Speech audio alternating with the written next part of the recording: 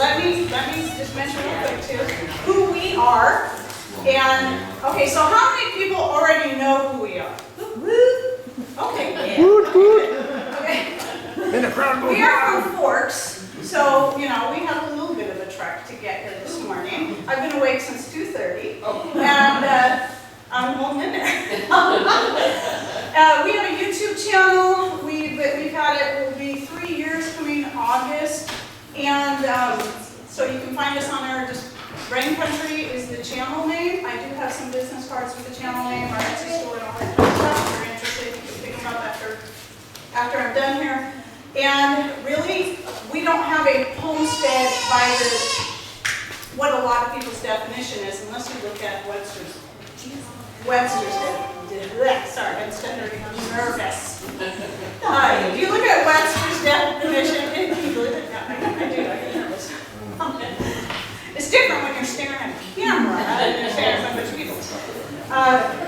We just live on a third of an acre corner lot in a neighborhood. Yet we're doing all we can to do the best we can to be self-sufficient right where we are. Is this ready, by the way? I'm sorry. Yes, ma'am. Okay. I think so. I don't know what to do next. I don't either.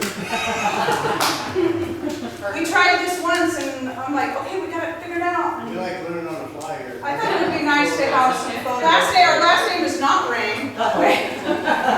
Shame on you. We're in Forks. We get 120 inches of rain on average, so more than you Rochester people. So I know, I used to live in Wenatchee. That's where I grew up, lived in the Seattle area for a couple of years, and then ended up in Forks. Long story, that was taken out. So anyway, how did he get on the path to herbs on Homestead? And that is trying to take control of our own health instead of just trusting what doctors tell us, what everyone else is telling us. And Big Pharma, who's got money to make off of us. Now, Patrick and I were on thyroid medication for 15 years each. And so about 7, 8 years ago, I said, I've had it. I'm done. I believe that God, and if you're not a Christian, you don't believe in God, I believe that evolution has then, don't believe that way, but you get where I'm going, we are able to evolve. We've been designed to be able to get what we need from nature. I honestly believe this, and this is where this belief came from, and I said, well, I'm going to do it. I'm not going to even go to the doctor. I'm just going to do it on my own. Now, keep in mind, we're not doctors. I don't recommend anyone do it the way we did it. I just used myself as a guinea pig first, and then he was guinea pig number 2. So we've been off of our medications for 7, 8 years, something like that, and we're doing good. Our joint problems went away that we were having because thyroid medication, synthetic thyroid medication, will cause you to have joint problems and many other things. And so along this path, it was like, what do I need to do different to make up for a sluggish thyroid? A sluggish thyroid and a lot of other health issues are caused from a gut disorder or anything else. High blood pressure is not a disease.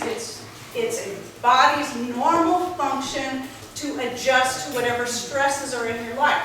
We shouldn't be medicating a body's natural function to adapt. Okay, so all these different things play into this. So I'm going to talk a little bit about different herbs. I'm still trying to figure this out, but that's okay, we'll get to it.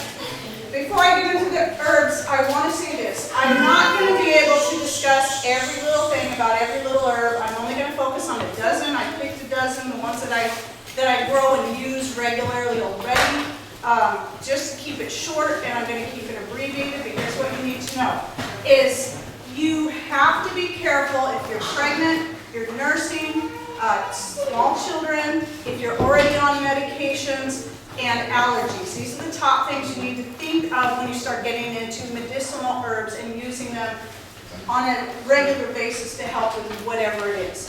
Now, there's no one herb that's going to cure your thyroid. There's no one herb that's going to cure your blood pressure.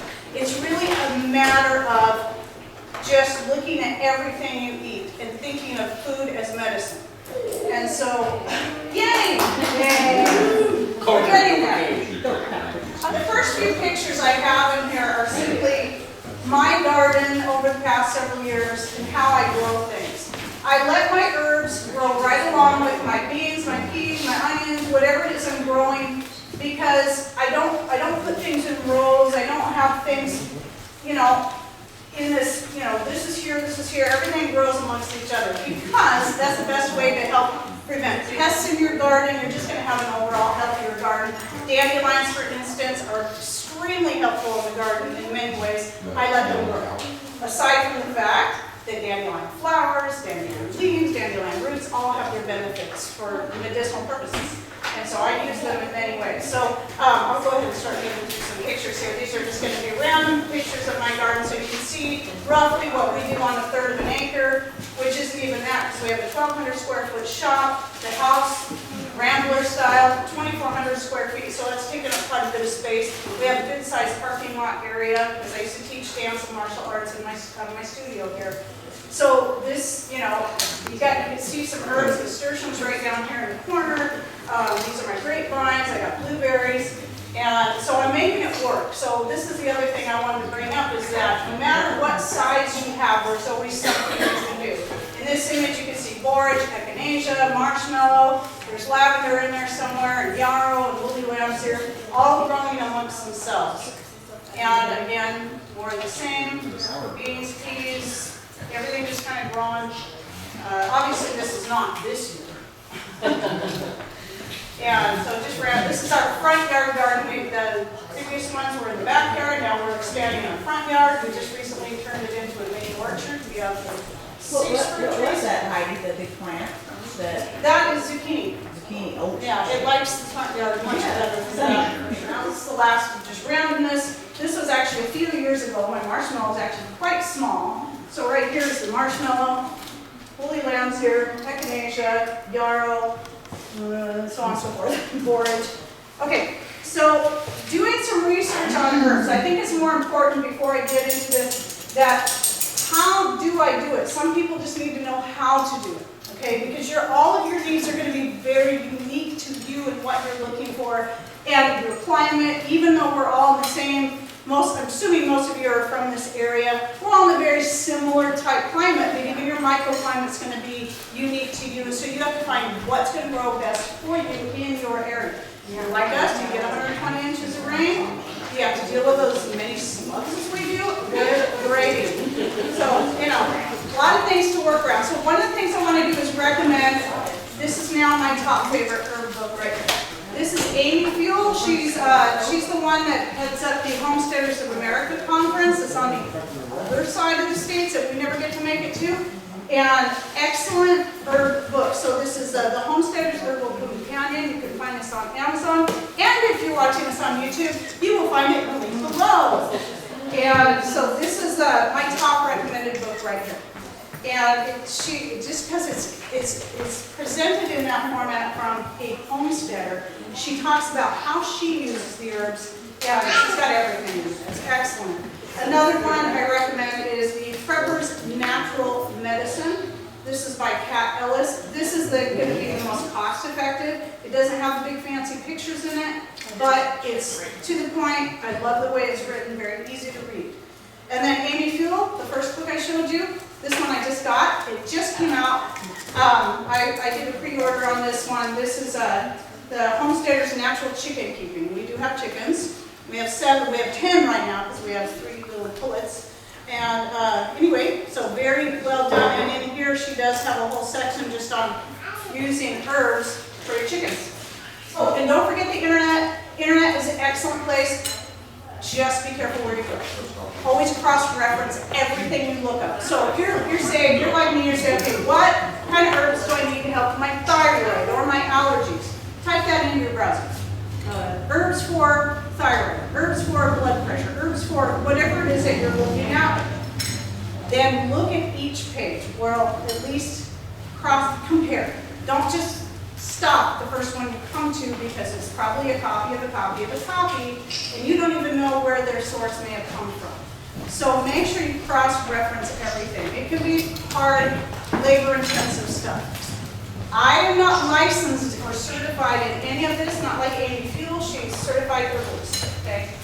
This is me for many years studying, using myself as a guinea pig, trial and error, finding the best ways to make it work for us, and it has. Okay, so do your research for each thing, and let's continue. And again, don't forget the things you don't want to mix it with is find out if you're allergic to ragweed, that could mean maybe you can't have accusations. So, okay, so these things really matter. All right, let's talk about the first herb I've got on the list, and that is feverfew. Now, it looks a lot like a little small daisy or a chamomile, but you'll notice, I have another picture here, this is what it looks like this time of year before it starts flowering out.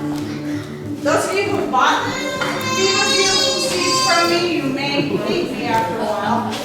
Feverfew reseeds extremely easily. It's like a weed. It will come up everywhere, but it looks up easy. Feverfew is one of the #1 herbs I decided to grow, even though we don't have migraines. I was always one to get frequent headaches, stress-related headaches. Feverfew is excellent pain relief. It's also great for digestive problems. Oh, it's also really good pest repellent in your garden, so that's why I do let several grow here and there. And plus, it just adds, the flowers just add some beauty. And even though it's got a very pungent smell, a very, very bitter flavor, very bitter. I recommend feverfew for its many uses. I mean, because everybody deals with some kind of pain. And it does, even though bees and butterflies may not like it necessarily, it will draw them, color draws them to the garden. In fact, I have a picture somewhere right there. There's right there, this little butterfly. So it will help draw certain insects while repelling some, the beneficial insects while repelling the non-beneficial insects. And you can see right behind there, there's my corn growing right behind. Okay, so next, hoping I get through all this in time. Catnip. Catnip is another one I really like to use. Catnip is a sedative for humans and for dogs. And so when my dog, I had this little tiny rat terrier dachshund, he's just little bitty, and when him and his sister, who's twice as big as he is, get to wrestle him around, he always springs something because he's just so fragile. And he's limping around. I'll make a little thing with coconut oil, turmeric, dried catnip, and put that in there, and in 20 minutes, he's running around playing. He's totally fine. I love catnip in so many ways. Now, if you have cats, you may go, okay, not, because obviously we know that cats love catnip, and to them it is a stimulant. So it's totally up to you. It might tear up the cat. Okay. But anyway, I like it. It works for pain in me in the fact that it is sedative. And so if your pain is brought on by stress-related things, the catnip is going to help with that. So if your blood pressure is high due to chemical, physical, or emotional stresses, catnip might be one of the things you can take to help bring it down. Okay. Echinacea. So a lot of us have heard of echinacea. In fact, echinacea tends to be most people's first medicinal herb they introduce into their garden. Echinacea is also, surprisingly enough, I found this out later, is also good for pain. I currently use the leaves. I haven't got to using the roots yet, but both have similar properties. I've heard there's some confusing things there about echinacea. Some say the leaves are more medicinal, some say the roots are more medicinal. Whatever. It's all good, okay? It's all good. But we also know echinacea does not prevent colds and flus. It doesn't heal you from colds and flus, but it is an immune booster. It will strengthen your immune system to help prevent you from getting colds and flus that way. Okay, but once you have a cold and flu, it's not going to heal it. It's not going to hurt it, but it's not going to kill it. So just something to know there, but it does have other uses, and it is great for your chickens too. It's also used as a topical numbing agent. I haven't tried that yet. And an antibiotic. It's also anti-inflammatory and antiviral. And that's an echinacea tincture, I believe I made there. And so I add that to my cough, cold, and flu medicines. I take that. I've never actually needed it for cough, cold, and flu, but if I feel like maybe I'm going to get some, I take that. So nasturtiums. Oh, I feel like nasturtiums are rather underrated. A lot of people grow nasturtiums because they're easy and they're bright and they're pretty. A lot of people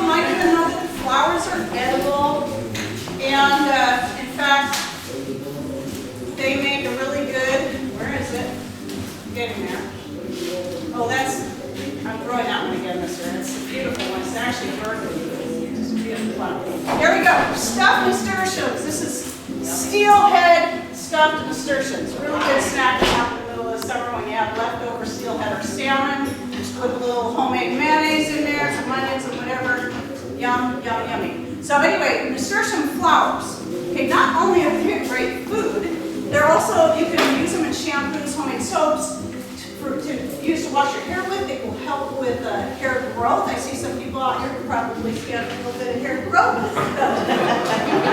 Just kidding, guys. I mean, you know, Mr. Rain back there. So you can tell it's not working on it. It's because it doesn't use it.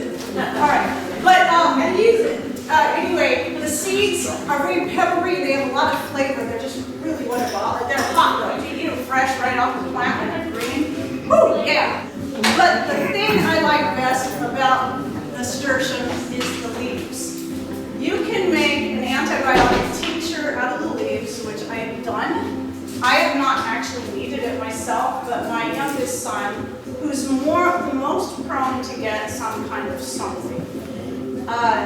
What was it, a couple years ago, he says, he's 23 now, he said, or he's 24. Anyway, he says, Mom, I think I have an ear infection. Yeah? Yeah, it's been hurting really bad for 3 days. I'm like, should have come to me sooner. And so I gave him a shot of my nasturtium leaf tincture. The next day, I asked him, well, how you doing? Oh yeah, it's gone. So, works good. And other people I've told that to, like, I don't know if anybody, who watches YouTube channels at Homestead, know the Alderman Farms, Tommy Alderman, we're friends on Facebook and all that. He says, I tried that, I had an infection, I can't remember what it was, a sinus infection. He started eating a fresh nasturtium leaf every hour and it was gone the next day. So that's, so if you got it growing fresh, eat a leaf every hour or two, until it's gone. And then if you've got a tincture, you can make a tincture out of it. That's really great too. Now, for tinctures, let me throw this out there really quick, in case you don't know how tinctures work. A true tincture is made with 80 proof or above alcohol, which I've done, but me being Miss Frugal Pants, I try to find the cheapest way to do it so I don't have to go out and buy vodka. Now, I do make my own homemade wine, even though I don't drink. I make my own homemade wine, and I find that it works pretty good for making a good extract. It can't be considered a tincture, but it works pretty darn good, and it tastes better too, especially when you're talking fever. And then homemade vinegar, or store-bought apple cider vinegar, just for the healthy stuff you can find, will work too, but just consider it's an extract, it's not a tincture. All tinctures are extracts, not all extracts are tinctures. And so you probably have to take a little bit more of it, where if you've got high-proof alcohol, you may only need a few drops, up to a tablespoon. If you're talking a wine-based or vinegar-based, you might need a half a shot at a time. And for me, it's worked really well. So it's just a matter of kind of working with it, playing with it a little bit, trying what works best for you. But yeah, you can make your own homemade wine out of your apples, your blackberries, whatever you got. Just think how much money you saved on vodka. Or still, make your own still. See that in future videos. Okay, it's gonna happen. It's a salad with nasturtium in it. Okay. And some other, yeah, it's gonna be good. Okay, I guess we're moving on to yarrow. So yarrow this is what it looks like when it first starts blooming. And after I bought the seed from Baker Creek and started growing it and seeing what it looked like, we go for a walk over there on the beach down there around the Forks area. I don't know if I think we were in La Push. That stuff grows wild right along the coast. And I'm like, wow, look at there, it's yarrow. And I bought seeds from there. Of course, he thought I would have got in trouble for stealing it. Bringing it home. I started growing yarrow for mostly for topical uses, but it also has internal uses. And it's you can see it looks a lot like Queen Anne's lace, but the leaves are more feathery. I really love the leaves on this. The leaves and the flowers are both used, and they help repel mosquitoes. So, and certain other pests, but mostly mosquitoes is one of the things. So you can take the flowers, you can, if you're going camping, take a bunch of those and spray them around, it'll help. But I've never tried that myself, but I have used it in topical things. I use it in a lot of my homemade soaps. And let's see, let me read off some of the things. yarrow is one of those I recommend because it has so many different great, wonderful properties. So let me read just a few here. Styptic, that's right, it's styptic. Now, if you don't know what styptic means, that is, it will help stop blood flow. And I've heard and read about some people using it just like that. So if you've got, you cut yourself, you got some kind of laceration and you're bleeding profusely, just take some yarrow, mash it up, you can masticate it, chew on it, stick it on there, and it's going to stop the blood flow. So that's what styptic means. Oh, let's see. When I had a friend who got a really bad burn on her finger, and I also grow aloe inside my house, and she put it out on Facebook, oh, I got a burn, I burned myself really bad, blah, blah, blah. Anybody got any ideas? I can't get the burning to stop. Oh, put yellow mustard on it. Oh, put this on it. And I'm like, okay. And everybody said, she said, none of that worked. And I said, come over to my house. She comes over. I didn't chew up the leaves. I was nice enough to use a mortar pestle. I, crunched it up, put a little aloe in there, put it on there, and immediately the burn went away. The sensation went away and never came out. She didn't even need to put any more on there. I sent her home with a whole big stock of this stuff, and then gave her some seed flavor so she could grow her own. But anyway, I mostly use it in fact, I'm going to come up with a salve. I've got a recipe brewing in my head for salve with yarrow, plantain, and calendula. I think one more. That would be used for wound healing. Oh, eye wash, almost forgot this. So, our old dog that we had, she was Chihuahua, Chihuahuas with their little buggy eyes, and she would always end up scratching them on something. And it started with my grapevines. When my grapevines were small, she would go up there, and then because she became more and more blind, she would scratch her eyes even more. And then ended up with eye infections. I made an eye wash for her out of yarrow tea, and then a little bit of salt. You gotta have some salt in there so it matches the body chemistry, and it cleared up her eye infections, just like that. It was pretty amazing. Colloidal silver is also amazing for that, so if you make your own colloidal silver, that's also another great thing. I use that a lot for eyes. Comfrey is known as an analgesic. I've never used it this way. Analgesic, meaning pain reliever. Let's see. I grow comfrey mostly for its purposes vulnerary, which is anything related to the skin. So use topically. Now, some of you have been following us on YouTube know that Patrick recently hurt his back again, and when that happens, it swells up. Some of you, I'm sure, can understand this. He's got a disc that swells up, it gets stiff, and I can tell. I mean, the thing is just like this. And I give him the feverfew and the catnip. I make him take that in a tincture form or fresh. And then I started making that's the borage. I started making a compress with Epsom salts and the comfrey leaves, because comfrey is also known as bone knit. It also actually helps heal bones.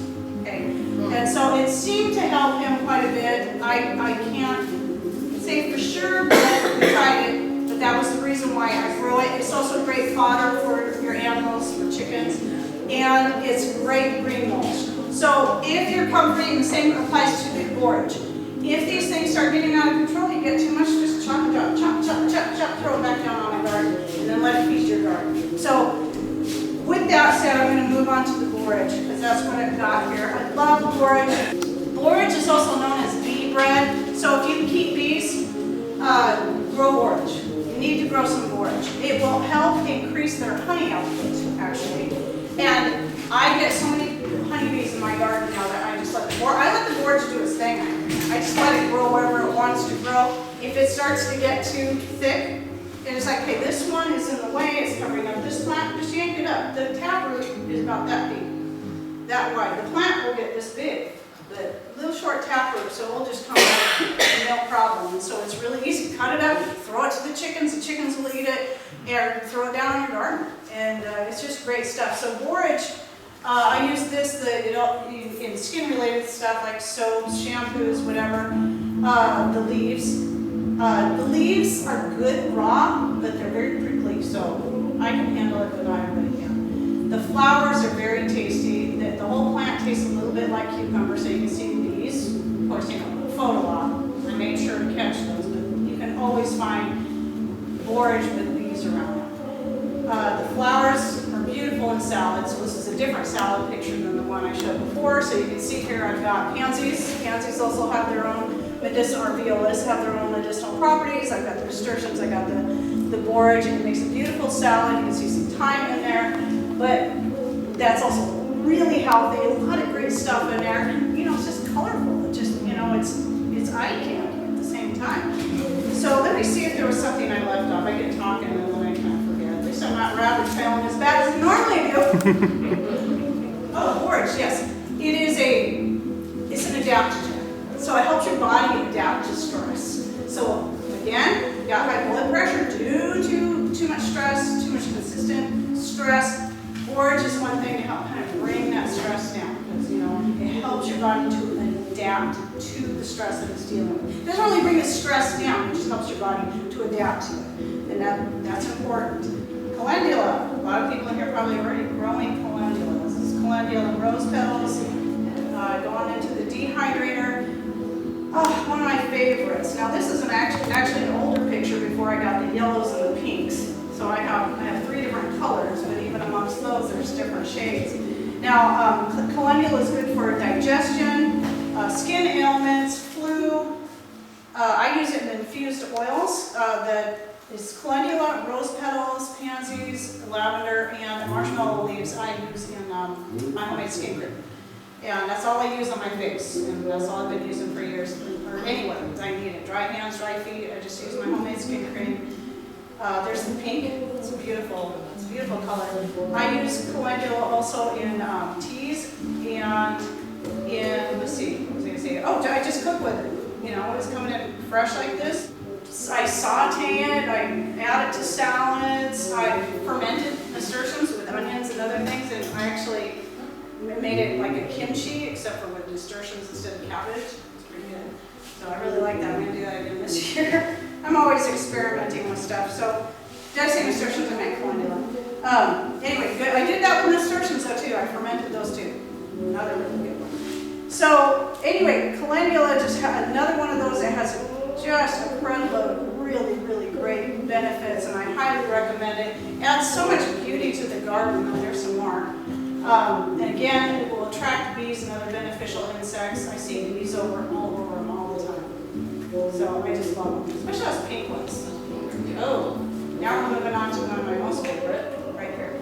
This is the marshmallow. This is actually my marshmallow about 2-3 years ago. So it's still kind of small. Marshmallow is a perennial, so it'll keep coming back and it'll get bigger and bigger every year. My marshmallow now gets, what is this, about 8 feet? 8 to 10 feet tall. I'm 5 feet. That's 3 feet high. I have a throw here that I don't want to break. Anyway, I just love marshmallow because it's related to the hibiscus. It has so many benefits. It's very mucilaginous. In fact, and this tea, because I have notches on my vocal cords from years of teaching dance, teaching martial arts, and singing from the time I was 15 on. I was on worship teams and choirs and stuff. And so I'm surprised I'm doing this good right now, because I did a lot of socializing beforehand. And anyway, they swell up. You'll hear me start to get raspy. I'll start needing to cough. My throat gets itchy. The marshmallow's been really good to help soothe that. So I made sure last night I made a nice big pot of marshmallow tea to bring with me. And I just, for that I use the roots. But the whole entire plant is usable, it's edible. I use the leaves and the flowers in salads. I don't think I have any pictures of that. But the roots are what we hear the most of. It's not named after the treat. The treat is named after the marshmallow. Because the original treat wasn't the marshmallow we think of today. The roots, I wish I would have stuck a picture of the root there. The first year we dug up a root, it was pieces that big around, and the whole thing was, that way? It was massive. I couldn't believe it. I didn't expect that. We just needed to get it out of the way. And anyway, they used the root because it has a gelling kind of factor to it, and they would whip it up with eggs and sugar, and that was how, it was probably more like a marshmallow cream is what we think, and not really pellets. But I've actually made marshmallows, but you still have to add gelatin to it. So anyway, it's a beautiful plant. It gets huge. All parts are usable. The leaves have a very nice, mild flavor. They're not, like dandelion leaves. I like to throw dandelion leaves in the salad. But we know they're kind of bitter. But you know, you throw in some marshmallow leaves, they have slight sweetness to them, very mild, and they're kind of velvety and soft, but not chewy the way like a woolly lamb's ear. If you've ever tried to eat a woolly lamb's ear, it's just like velvet. It chews like velvet.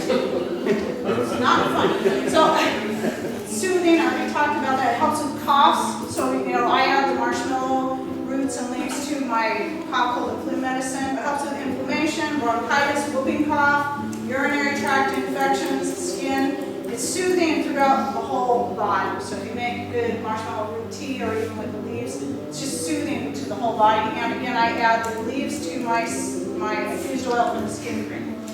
This is just in my little narrow strip of garden right in our side yard. And that's only just a small portion of it. So, you know, like I said, we find every available space we can to grow what we can. And so this is mostly dedicated to medicinal herbs, this section here.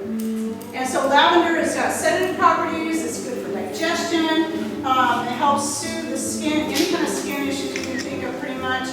Let's see, it's disinfectant, antibacterial, it draws in the bees, and is a good insect repellent. So another reason, again, I'm going to keep saying, grow your herbs right out there in the garden with the rest of your stuff. I mean, if you have to kind of think about it. If you like to till, you got to kind of plan accordingly how you want to put those in there. You may want to put them around the peripheral of your garden, so you can just till the middle or however you want to do it. We got back into tilling just a little bit for this year, because every now and then it still needs to be done. It really does. The lamb's ear, if you've never heard of it, it gets these big, fuzzy, very soft, velvety ears. Now, one of the reasons I started growing lamb's ear, you guys can laugh, is because being kind of a prep sort of person that I am, it also will work as toilet paper in the event that you need it. It's that time of year. So, and I've tried it, and it's very soft, but here's the cool thing about it. Because it has healing properties to it, anywhere you're going to use it is also going to be very good for your skin. It's going to be very helpful. So it makes an excellent tea. And I'm talking about the leaves here. I use the leaves in different teas. It's very mild, but it has a flavor I don't know how to describe. I like it. It's not at all bitter. It's just very mild, and you just don't want to eat it fresh off the plant because it's weird. It's just weird. You might as well just go chew on a piece of cloth if you're going to do that. Anyways, antibacterial. It's good for cuts, scrapes, burns, stings, bites. As a tea, it's good for helping with fevers, diarrhea, internal bleeding. I was just like, wow, blown away when that was a new one I came across, because I always go back and read about this stuff again. Sore throats, it strengthens the heart and the liver. And it's beautiful. It's just a silvery leaf, and kids love it. It's very tactile, because you can just go out there and do this forever, because it's just so nice. Now let's see if I have any more pictures. Oh, there's a close-up of one of the leaves. And there's the dehydrated leaves that I use for making teas. And it does self-seed very readily too. So you'll have little tiny lamb's ears coming up all over the place. So peppermint, great for digestive aid, antiseptic, antispasmodic, fever reducer, headaches, usually, use topically for headaches. Like just the smell of it. And the thing I threw in at the last minute the other day, one of the things I love about mints is that of all the herbs, they seem to have the longest growing hair. So those of you who grow mint, have you noticed that? Like the peppermint for us, actually the mojito mint is the first one to come up, start growing, and then the peppermint, and then the spearmint. Man, it's like it's really long. I can be using peppermint fresh for like 9 months. It's great. And I don't know if it's like that in places where they never get any rain, but I know it is where we're at. I love that. So. Just so many great things. Now, I'm not going to go on too much more about that because I'm running out of time. I do want to mention, don't forget your wild herbs. Okay, I'm not going to talk about each individual one, but obviously dandelions, don't get rid of the dandelions. Good gravy. Leave the dandelions. So the first thing to start blooming, the first thing to start dragging the bees into your garden. I mean, they love those dandelions. So when I'm out there harvesting my dandelion flowers, I always leave a few.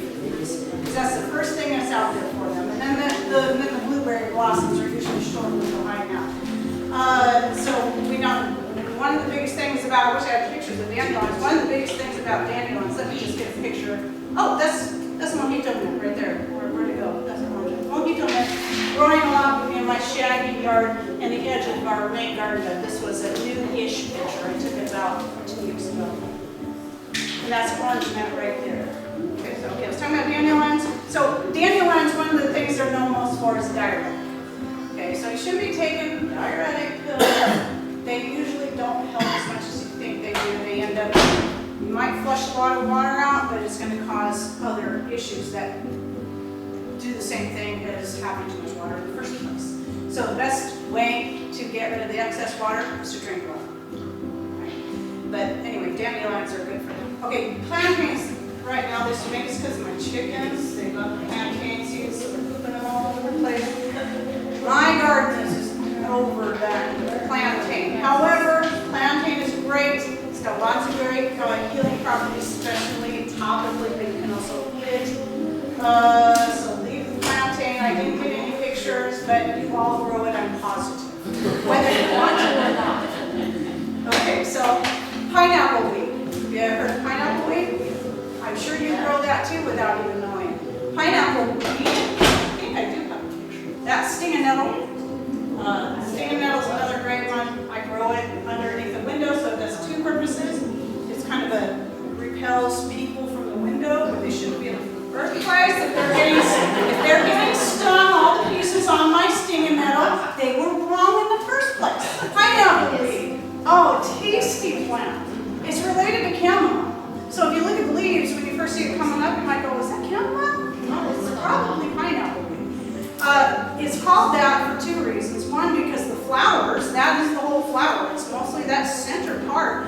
And it does have a little bit of a pineapple flavor to it. And it looks kind of like a pineapple. And it makes a great tea. It's very good for both men and women's health. So you know what I mean. So reproductive health. So it has many other properties, but that's one of the #1 things. Red clover is another one that's good for women's health in particular, especially if you're my age and above and you're going through menopause.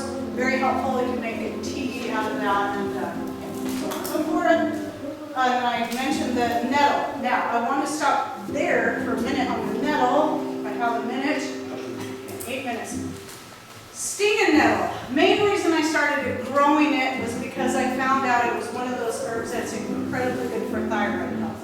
It doesn't matter if you're hyperthyroid, if you got Hashimoto's, hypothyroid, whatever it is. What it does is it regulates your thyroid. It doesn't boost it, it doesn't lower it, it regulates it. And that's what our body needs.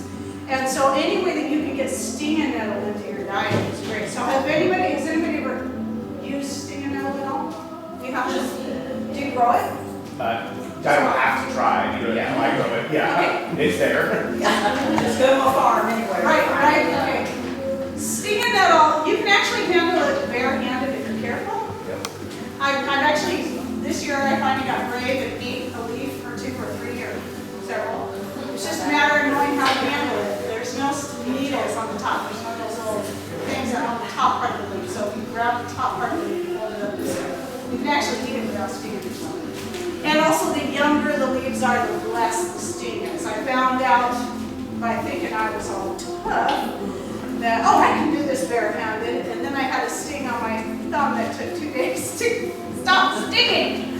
So, yeah, but I do recommend wearing gloves. Kitchen gloves are the best. I just never could find any that fit me because I have little hands, but if you can get the ones that come clear up to here, they're the best. And then you dehydrate it, you cook it, it takes the sting out in general. But if you're allergic to it, some people are allergic to it, it will still sting no matter what you do. It'll still break out. So just keep that in mind. But I love stinging nettle. This year was the first time I tried cooking it instead of just dehydrating it. And I personally really liked it. I thought I would like it the way I would normally boil spinach with vinegar. I liked it better with salt and butter. Oh, who doesn't like butter? Butter. Come on, butter. Real butter. So, yeah, so that's why we started growing the nettle. Love it. So consider it, like I say, if you want to grow it whether you want to or not, just like the plantain. don't forget, it's good for your chickens. Well, I tell you what, I took some of that dried nettle and put it in the chicken's feed, and they made a mess of the chicken's feed to eat all that dried nettle. They won't eat it fresh because it stinks, but they will eat it dry. They love it, and it's so good for them. Very nourishing.